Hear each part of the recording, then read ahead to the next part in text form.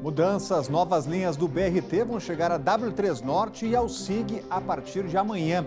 E já é carnaval, a gente mostra os 10 mandamentos dos ortopedistas para uma folia sem traumas.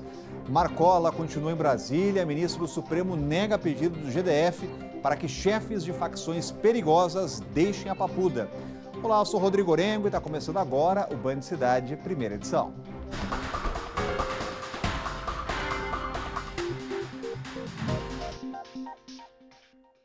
A partir de amanhã, moradores de Santa Maria e Gama terão à disposição novas linhas de ônibus, novas linhas do BRT. Elas vão ligar as cidades ao plano piloto e também ao setor de indústrias gráficas. A expectativa é que as viagens fiquem 35 minutos mais rápidas. Nayara mora em Santa Maria e atualmente leva cerca de 1 hora para chegar na faculdade na W3 Norte. Ela espera agora que esse tempo caia pela metade com o aumento de linhas de BRT. Se realmente for aumentar a questão dos ônibus, a questão da estrutura, que realmente vai aumentar ainda mais, muito mais, porque são muito mais pessoas que utilizam a linha W3 Norte. Então eu espero que realmente dê certo. Vamos esperar, né? Vamos ver. Ao todo, 33 novos ônibus ficarão disponíveis nas novas linhas no Gama e em Santa Maria. Eles funcionarão principalmente nos horários de pico, de 5 às 8 da manhã nas viagens de ida e de 4 da tarde às 8 da noite na volta. Vai diminuir até o inchaço nos ônibus e vai melhorar encurtando o período que você vai passar nos ônibus, você vai ganhar tempo de serviço, mas também tempo livre, né? Porque não é só porque trabalha que não existe, não tem um momento de lazer, acho que compensa, tem que ter um descanso também. E atenção, os passageiros de Gama e Santa Maria que utilizarem os BRTs para o plano piloto e o setor de indústrias gráficas vão precisar do bilhete único para as viagens, já que o sistema não aceita mais dinheiro. E após repercussão negativa, a Câmara Legislativa desistiu do projeto que buscava tornar o plano de saúde vitalício. O autor do projeto, o deputado Rodrigo Delmasso, pediu arquivamento. Tem detalhes chegando ao vivo com a Renata Dourado, já está com a gente por aqui. Muito boa tarde, Renata. E essa história pegou muito mal, né?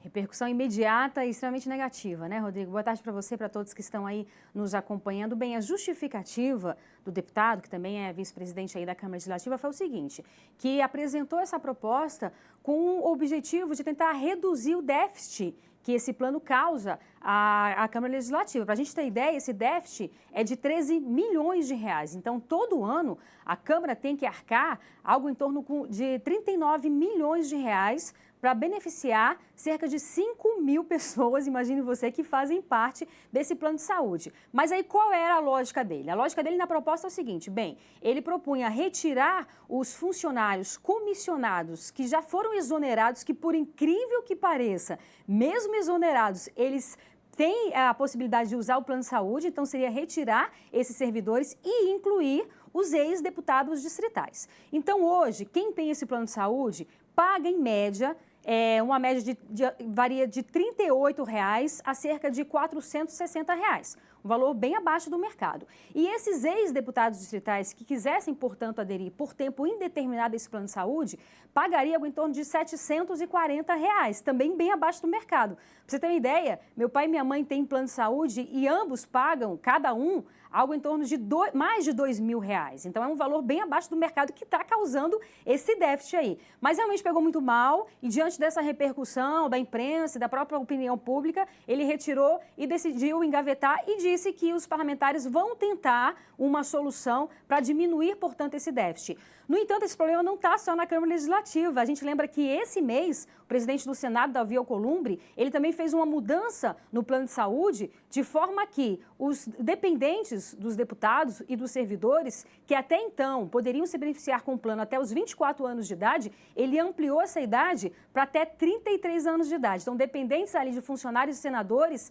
podem usar o plano de saúde até 33 anos de idade. De fato, parece que eles vivem um Brasil à parte do nosso, né, Rodrigo? Obrigado, Renata. Cláudio Berto já com a gente para comentar. Muito boa tarde, Cláudio. Dessa vez surtiu efeito ali as pressões, as críticas? Sem dúvida nenhuma, né? É preciso, inclusive, reconhecer que esse plano de saúde que se pretendia na Câmara Legislativa estender a ex-deputados não é nenhum absurdo, assim, é um absurdo, mas assim, não chega a ser tão pornográfico como é o plano de saúde do Senado Federal, que contempla senadores, ex-senadores, os respectivos cônjuges, os filhos e enteados de até 33 anos, como explicou a Renata, né? Na Câmara Legislativa era uma coisa menos, como é que eu diria, indecorosa, mas de qualquer maneira não deixava de ser absurda. E o fato é que o deputado Rodrigo Delmas, que é o autor da proposta, aliás, democraticamente, diante das críticas, da pressão, ele resolveu então retirar esse projeto e jogá-lo na lata do lixo e no que fez muito bem. Mas ele também deu uma outra ótima notícia para o contribuinte, que a Câmara Legislativa agora avalia a privatização do seu plano de saúde, que é, de fato, outro absurdo, né? A gente está bancando o plano de saúde para a Câmara Legislativa, como a gente banca para outros órgãos públicos. Aliás, a Câmara deveria aproveitar o embalo e determinar a privatização de todos os planos de saúde que envolvam funcionários públicos. Não é justo que a gente, que já paga tantas coisas, tantas regalias, tantos privilégios, ainda sustentemos mais esse. Vamos falar aqui da atenção. Policiais militares recusaram proposta do governo e mantêm motim no Ceará. Atingido por dois tiros durante protesto em Sobral, o senador licenciado Cid Gomes deixou a UTI e está internado, um quadro de saúde estável em Fortaleza. E o presidente Jair Bolsonaro assinou nesta quinta o decreto de garantia da lei e da ordem, que permitiu o envio das Forças Armadas ao Estado e voltou a defender o excludente de licitude, medida que dá garantias a policiais militares de não serem processados. Vamos ouvir um trecho. Eu deixo bem claro uma coisa: a gente precisa do parlamento para que seja aprovado o excludente de licitude.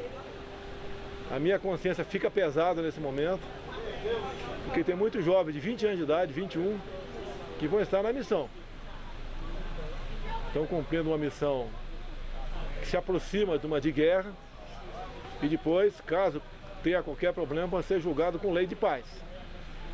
Então nós temos que dar garantia jurídica, retaguarda jurídica a esses militares das Forças Armadas que estão nessa missão. Nesse cenário, Cláudio Humberto, é possível que essa ideia avance no Congresso? Espera-se que sim, né? Porque de fato é preciso garantir a essas pessoas, e o presidente estava se referindo não a policiais, mas aos militares das Forças Armadas, mas isso também deve ser estendido aos policiais militares que no dia a dia enfrentam a bandidagem, enfrentam a bala, bandidos muito bem armados, né, com metralhadoras, até com fuzis, capazes de perfurar concreto, paredes de concreto, blindados, derrubar helicóptero. Eles estão armados para a guerra mesmo, né? E quando a polícia ou o exército vai confrontar esses bandidos e mata um deles, aí vira um negócio assim impressionante. Há uma conspiração do mal aqui no Brasil que funciona sempre em defesa dos interesses dos bandidos. Essa questão da excludente de licitude não dispensa ou não protege os policiais de processo. Protege os policiais de processo nessas circunstâncias, numa circunstância de combate a criminosos. Não é qualquer delito ou qualquer crime que venha a ser cometido pelos agentes da lei. Falar aqui do coronavírus, agora apenas um caso suspeito segue em investigação no Brasil e desde o início da epidemia, 50 já foram descartados. Este é o único caso e é de São Paulo. O Brasil segue longe da infecção, que já matou mais de 2.000 pessoas na China. Olha, um casal do Riacho Fundo 2 deu um novo significado à ideia de consciência ambiental. Para manter uma das bacias de contenção sempre limpa, eles próprios recolhem uma grande quantidade de lixo a cada 15 dias. Sujeira que é despejada de forma irregular por outros moradores. Um exemplo de cidadania, então veja aí. Pneu, resto de móveis, entulho e até uma churrasqueira velha. Esses são apenas alguns dos objetos deixados dentro do Parque Ecológico do Riacho Fundo. A Marilda passa pelo local todos os dias e depois de tanto ver esse descaso, decidiu colocar a mão na massa. Todos os dias passando pelo mesmo caminho, vendo aquela sujeira se acumulando. É o caminho de 650 crianças. E aí eu pensei, é preciso que algo seja feito. E depois de tentar diversas vezes com o GDF, eu pensei que talvez eu pudesse fazer uma diferença, eu e meu esposo. E a partir daí a gente foi começando a fazer uma pequena coleta e foi aumentando. E aí agora, quinzenalmente, às vezes semanalmente, a gente faz essa coleta. Na região ainda tem essa bacia de contenção, que traz toda a água da chuva do Riacho Fundo 2. A água sai daqui, passa pelo córrego Riacho Fundo e deságua no Lago Paranoá. Mas por aqui também tem muito lixo. Durante as chuvas, o local fica completamente alagado. Só que o lixo que é despejado aqui entope a bacia. E isso pode ser um problema, já que a estrutura pode romper e colocar em risco os moradores da Granja Modelo. O Edilson também cansou de esperar por uma solução para o lugar e ajuda a mulher a recolher o lixo que entope a bacia. Para isso, é preciso se arriscar. É uma aventura. Assim, querendo ou não, e é muito importante, tem que tomar os cuidados também. Eu já caí algumas vezes aí dentro, aí por conta própria eu fiz alguns equipamentos, comprei um cinto de segurança, para me preservar também, né? Porque aí é um prazer cuidar, mas ele não pode ser em detrimento da gente. O casal vem ao local uma vez por semana para fazer a limpeza. Aqui, a Marilda ainda separa todo o lixo encontrado. A coleta ela vai ser feita pelo SLU ou pela administração quando é esse lixo de resto de obra. Então eu tento fazer com que o lixo seja separadinho para que ele possa chegar lá no final mais fácil de ser manuseado e reaproveitado, que é o que a gente tem que fazer pelo lixo. O SLU informou que em 2019 recolheu mais de 15 milhões de quilos de lixo do Riacho Fundo 2. Para ajudar, o casal também fez um carrinho com diversas ferramentas. E o que não falta é trabalho, já que a comunidade não contribui e segue despejando lixo de forma irregular. Muitas pessoas não têm o comprometimento do fator ambiental. Então ainda existe aquele velho conceito de quando eu era criança, joga no mato, como se jogar no mato fosse um descarte possível, né? Parece que as pessoas não têm obrigatoriedade com o seu próprio lixo. Uma vez que ela produziu o lixo, ela jogou fora, não é responsabilidade dela. E é responsabilidade.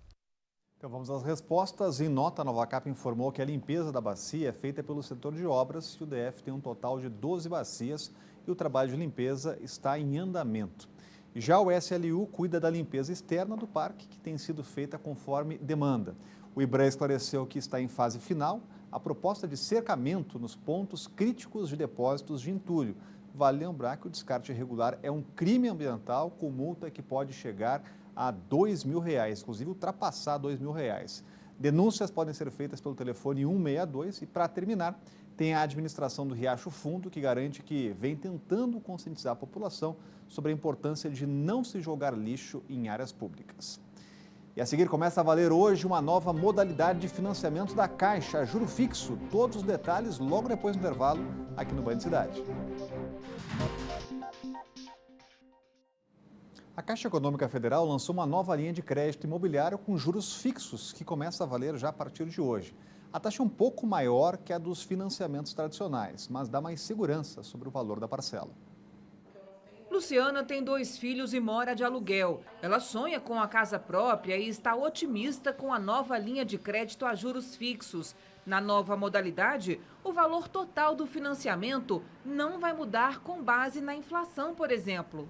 É muito mais fácil você incluir esse novo investimento no seu planejamento financeiro, nos seus gastos familiares, sabendo que não haverá nenhuma surpresa. Os juros vão de 8% até 9,75% ao ano, dependendo do tempo de financiamento ou do relacionamento do cliente com a Caixa. Hoje, quem toma empréstimo para comprar imóvel paga prestações corrigidas por juros, em torno de 3% mais a inflação, ou pelos juros mais a TR, que hoje está zerada. Na Caixa, essa modalidade tradicional tem juros a partir de 6,5% ao ano.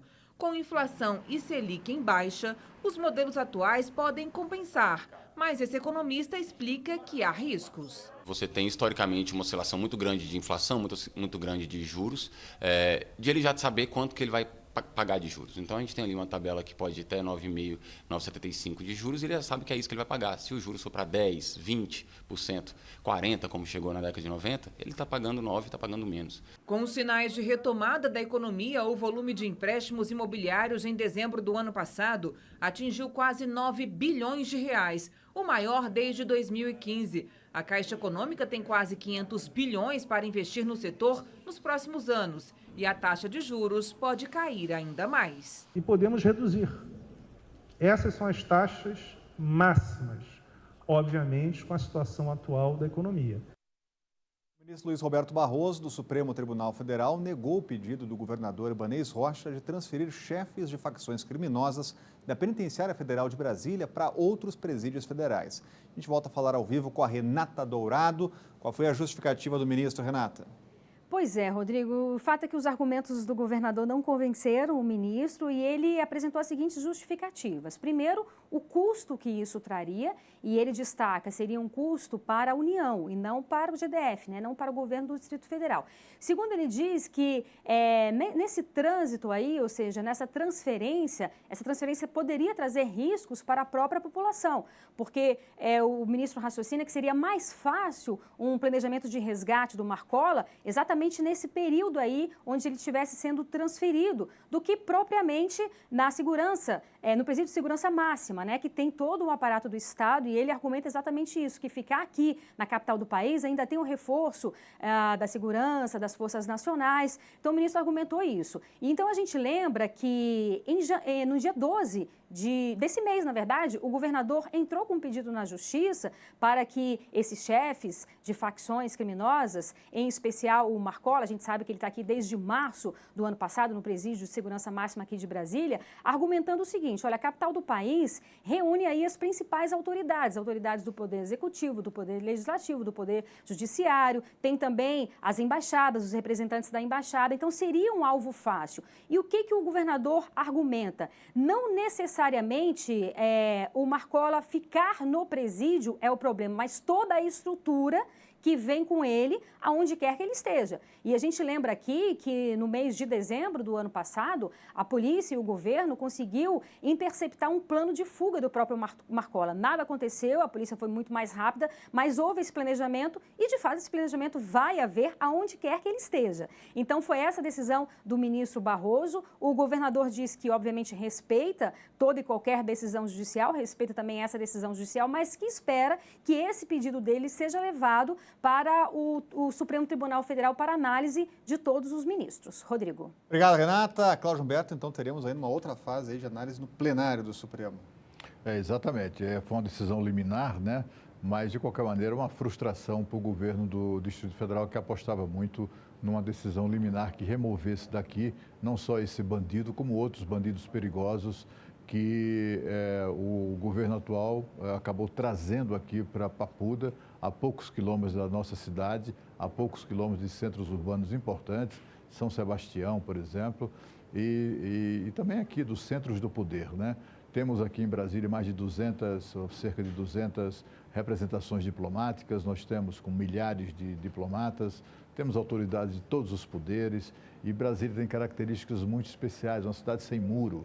Os palácios, as repartições públicas não têm esse tipo de proteção como acontece em outras cidades. Invadir esses prédios é muito fácil para esses bandidos que são armados, muito bem armados e armados até os dentes. Foi descoberto um plano desse pessoal de tocar o terror em Brasília, de incendiar prédios públicos, de queimar ônibus, de queimar, veículos particulares, etc, etc. O ministro achou que mais grave do que isso é transportar esses bandidos de volta para onde ele ou para qualquer outro lugar, como aliás eles foram transportados para cá. O transporte não será feito acompanhado ao vivo pelos jornalistas, o transporte para outro local seria feito como foi feito vindo para cá, em absoluto segredo. Mas, enfim, foi o entendimento do ministro Luiz Roberto Barroso. Vamos esperar para ver o que pensam os demais ministros quando for do julgamento do mérito. O GDF iniciou nesta semana uma campanha de combate à bronquiolite. A doença atinge crianças menores de 2 anos e tem maior incidência no período entre março e julho.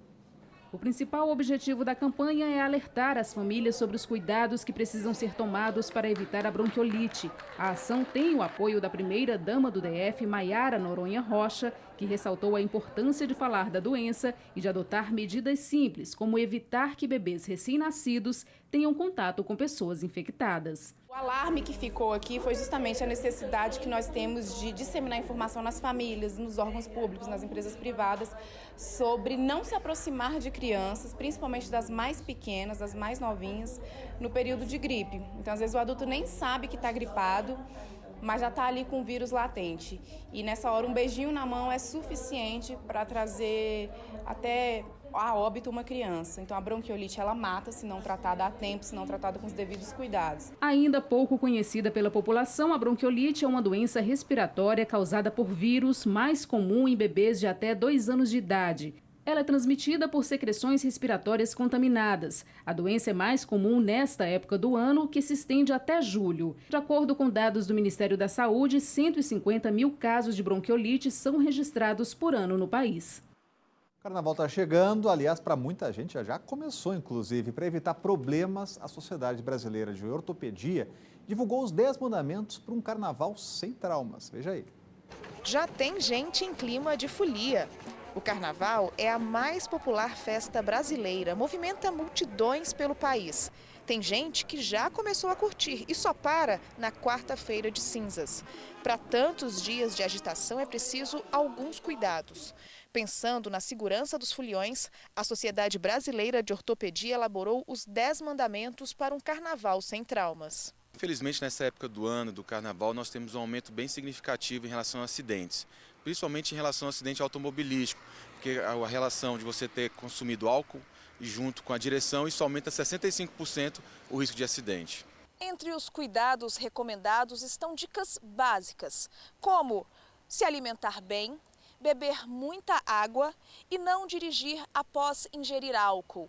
Mas há também alertas importantes para evitar lesões e cortes durante a festa.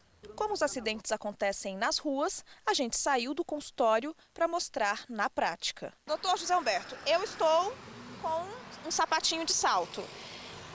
Não seria o recomendável para cair na folia? Com certeza. Um dos mecanismos mais comuns de acidente são as entorses do tornozelo.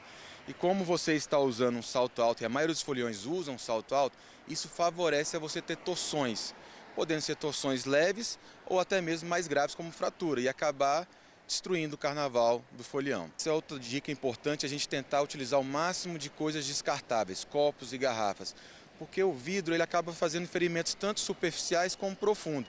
E a nossa preocupação, a ortopedia se preocupa com o quê? Com lesão de tendão. O tendão é a estrutura que faz você ter o movimento das articulações. Um corte mais profundo acaba perdendo esse movimento e isso vai levar a um procedimento cirúrgico para a recuperação. Estas são apenas algumas das 10 dicas. A cartilha completa pode ser encontrada em hospitais e no Parque da Cidade. Ou no site da Sociedade Brasileira de Ortopedia, que é o SBOT, SBOT-DF. A seguir vamos falar sobre doação de sangue. Os estoques costumam cair no carnaval justamente quando tem mais gente precisando. Então o Band Cidade está voltando daqui a pouco. Como acontece todos os anos, durante o carnaval, o número de doadores de sangue costuma cair. E é justamente nessa época do ano que os hospitais mais precisam de transfusões. Ainda dá tempo de ajudar, veja só. Carnaval é tempo de festa e alegria, mas nem tudo é comemoração. O período é marcado também pelo alto número de acidentes de trânsito e, consequentemente, pela maior demanda por transfusões de sangue nas unidades de saúde. Nos dias de folia, o Hemocentro de Brasília reforça a importância das doações para manter o estoque de sangue em dia. Essa época do ano é uma época em que a gente fica mais atento e alerta a população sobre a necessidade de incrementar a doação para que os estoques estratégicos sejam mantidos. Nesse momento, nós estamos com os nossos estoques ideais para enfrentar essa semana do carnaval. E se o clima é de festa, o Hemocentro também vai colocar o bloco na rua. A ideia é incentivar a doação de todos os tipos sanguíneos. O O negativo é o que está com o estoque mais baixo. Nós temos um bloco que sai, entre aspas, no sábado, na segunda pela manhã, na quarta-feira à tarde, para lembrar que a gente está aberto. E que é possível que as pessoas se divirtam, que vão para a folia e que aproveitem esse tempo de descanso para vir exercer a solidariedade aqui e ajudar as pessoas, os pacientes que precisam. O Hemocentro de Brasília trabalha com estoque estratégico que garante o abastecimento de toda a rede pública de saúde do DF por até 7 dias. Por mês são coletadas cerca de 5.000 bolsas de sangue. Durante o carnaval, as portas do Hemocentro estarão abertas para receber os doadores. Nós estaremos funcionando nos horários normais de sexta, de sábado, na segunda-feira pela manhã até às 13 horas e na quarta-feira de cinzas após as 14 horas. É importantíssimo que as pessoas saibam, não deixam de vir pensando que possa estar fechado como se fosse um feriado. Não é, nós estaremos funcionando. Aqui na Band, você sabe, tem um canal direto para fazer sugestões, mandar seus vídeos, o que acontece aí na sua região. É o nosso WhatsApp, então anote aí 999769204. Olha, Brasília está sendo palco do Sul-Americano Juvenil de Tênis. 96 atletas do continente participam do torneio que chega ao fim amanhã no Yacht Club. Veja aí. Eles têm, no máximo, 18 anos e muitos já estão entre os melhores tenistas juvenis da América do Sul. O paulista Gustavo Eide é uma das apostas nacionais. Com 17 anos, é o 29º no ranking da Federação Internacional de Tênis. É sempre bom estar representando o Brasil, avançando rodadas, podendo estar sempre aumentando meu ranking, estar no meu melhor ranking. Estou bem feliz. Gustavo e mais 95 atletas vieram a Brasília participar do Sul-Americano de Tênis Juvenil. O torneio reúne atletas das 10 nações da América do Sul, como a Maria, que veio de Santa Cruz de La Sierra, na Bolívia. Foi uma experiência muito legal, foi muito lindo jogar aqui como sul-americano contra os melhores jogadores da Sul-América. Muito bom. Este foi o primeiro ano da competição em Brasília. O torneio começou no último dia 16. Nesta sexta-feira será a semifinal e amanhã, a partir das 9 horas da manhã, a grande final. Band Cidade, primeira edição, vai ficando por aqui.